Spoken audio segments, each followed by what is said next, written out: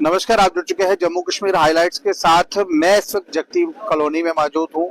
यहाँ पर 1990 से पहली की बात की जाए, जहाँ पर कश्मीरी पंडित कम्युनिटी रहती थी, महर्षि कश्यप की वो धरती, कश्मीर की धरती जो कहीं ना कहीं कश्मीर में ही रहेगी। जब माइग्रेशन हुई तो कश्मीरी पंडित घर को से निकाल दिए गए। ये इस तरह से जो तस्वीरें हैं, ये कुछ तस्वीरें, कुछ दृश्य ऐसे हैं जो दर्शाए गए हैं, और बाकी जो दृश्य है मैं आपको यहाँ से बताने की कोशिश मैं करूंगा। आपको ये वो दृश्य है जो उस वक्त जब ये कश्मीर से निकले तो यहाँ टेंट, किस तरह से टेंटों में ये लोग रहे, किस तरह से यहाँ पर ये लोग रुके, और कहीं ना कहीं मैं आपको आगे बताने की मैं कोशिश करूं।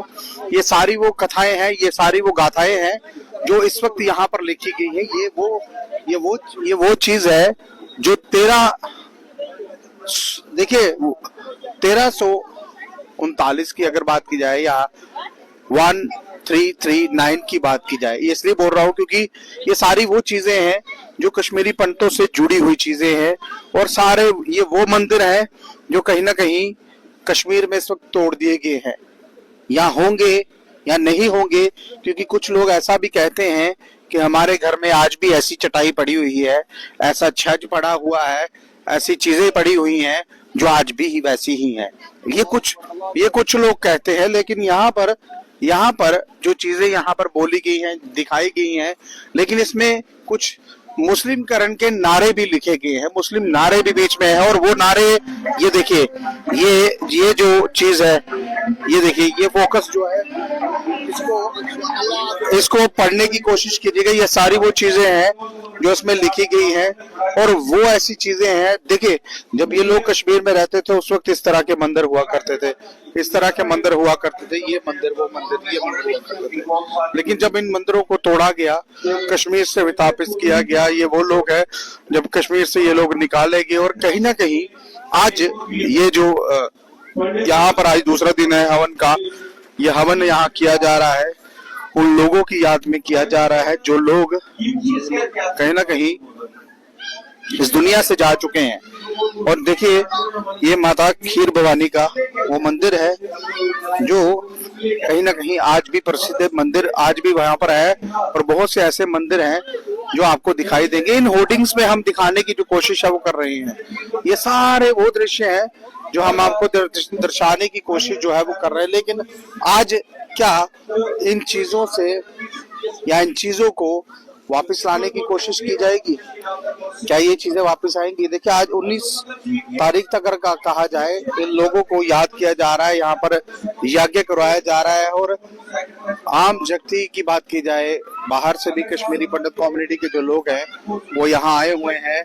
ये सारी जो चीजें हैं, यहाँ हम होर्डिंग्स की बात करें, इनको ये चीज बताने की कोशिश की जा रही है कि इस तरह, देखिए, नई जो जनरेशन है ना, जो 1990 के बाद की अगर बात की, जब माइग्रेशन हुई थी, माइग्रेशन के बाद जो पौन कश्मीर यूथ का इस पूरे आयोजन में जो है हाथ है, वो इसलिए बोल रहा हूँ क्योंकि 36 साल लग गए इतना बड़ा आयोजन करने में, लोगों को बताने में कि क्या कुछ हो रहा है। महर्षि कश्यप की आपने प्रतिमा देखी, वो आधे से ज्यादा लोगों को ये भी नहीं पता है कि ये कौन है, क्योंकि बाहर से जो लोग आए उनको नहीं पता है। लेकिन उस वक्त क्या कुछ हुआ था, हमने सारा इस वीडियो में बताने की कोशिश की। और कहीं ना कहीं यहाँ इस हवन में बाहर से लोग जो है वो आए हुए हैं, पॉलिटिकल पार्टी भी है, नॉन पॉलिटिकल पार्टी भी है, वो लोग भी हैं जो हिंदुत्व से जुड़े हुए हैं। सर, मुझे ये बताइए, ये जो प्रतिमाएं आपने लगाई हैं यहाँ पर, मैंने देखा बहुत से ऐसे लोग भी आपने ये बताए हैं जिनकी कहीं ना कहीं मृत्यु हुई थी, उस वक्त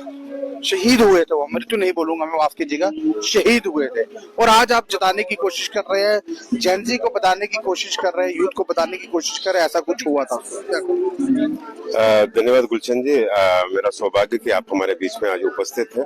और हमारी जो यूथ फॉर पौन कश्मीर की मतलब मिशन था, जो हमारा पर्पस था कि समाज के विभिन्न वर्गों के साथ में हम अपनी पीड़ा को बांट सके, और हवन के माध्यम से जो त्रासदी हमारे समाज में पिछले 37 वर्षों से झेली गई है, उस त्रासदी का भी समाधान ईश्वर की कृपा से प्राप्त कर पाए। तो आप यहाँ पे जो आप देख रहे हैं कि आज मेरा समूचा समुदाय यहाँ पे उपस्थित है और भारत के विभिन्न कोनों से अलग अलग सनातनी संस्थाओं के अध्यक्ष आपके बीच में है।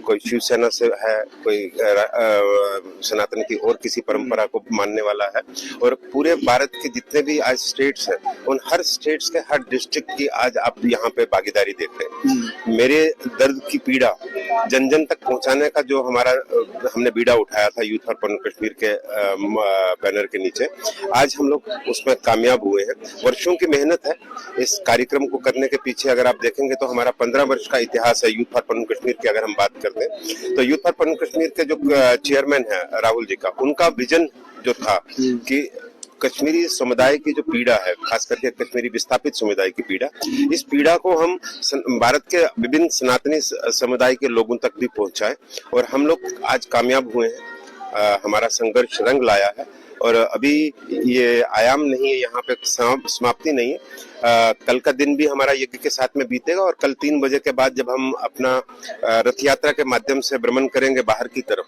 जब हम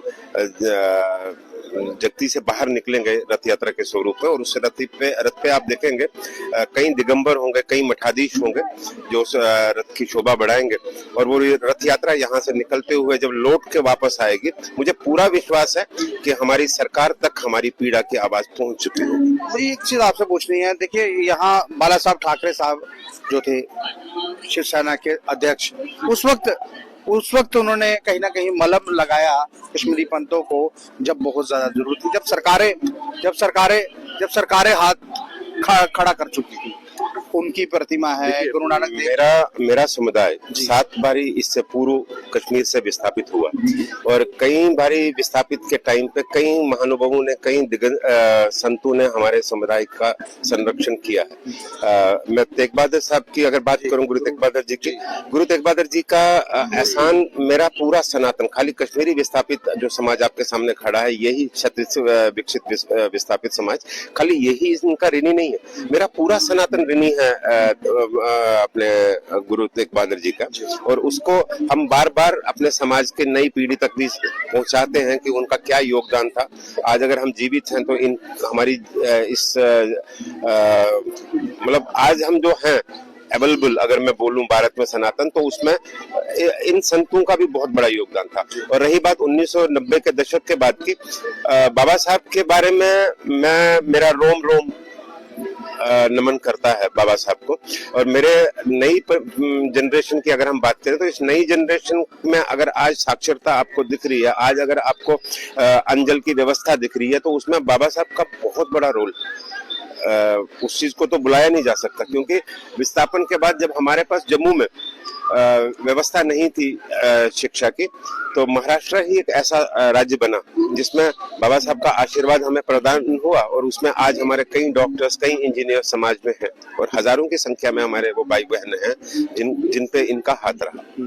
लेकिन अब बाला साहब की अगर बात की जाए, तो अब सबसे बड़ी बात अगर की जाए मुंबई, तो मुंबई में कहीं ना कहीं बाला साहब ठाकरे जो शिवसेना के अध्यक्ष थे, अब उनके बेटे भी थे, लेकिन कल जब चुनाव होता है, ये थोड़ा पॉलिटिकली सवाल रहेगा, कल जब चुनाव होता है म्युनिसिपल कॉर्पोरेशन को सारी तो सीटें भारतीय जनता पार्टी के पास चली जाती है। चलिए, भारतीय जनता पार्टी के पास गई, आपके पास आई, एक ही बात है, लेकिन जो इन्होंने काम किए हैं, जो काम चल रहे थे, क्या लग रहा है वो रुकेंगे या कंटिन्यू? देखिए, यदि कोई भी, मैं किसी भी पॉलिटिकल पार्टी की बात करता हूँ जिसमें अंदर सनातन बसता होगा, वो बाबा साहब के विचारों को छोड़ के सनातन की बात नहीं कर पाए।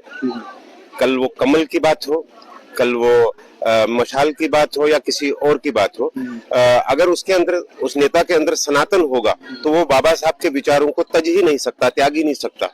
बिना उनके विचारों का अनुसरण किए वो सनातन की प्रतिमा को बुलंद रख ही नहीं सकता। तो यदि वो सनातनी समाज से जुड़ा नेता होगा, तो उन्हें बाबा साहब के कथनी करनी पे ही कार्य करना पड़ेगा। चलिए, देखिए, कल कहीं ना कहीं 3 बजे के बाद यहाँ से रथ यात्रा निकाली जा रही है। 2 दिन लगातार यहाँ हवन चलता रहा, और मैं आपको बता दूं, यहाँ से जो रथ यात्रा निकाली जा रही है, अगर आप इसमें आए हैं या नहीं आए हैं, आना चाहते हैं, तो कल भी जुड़ सकते हैं, और 19 तक ये पूरा जो कार्य है वो चलता रहेगा।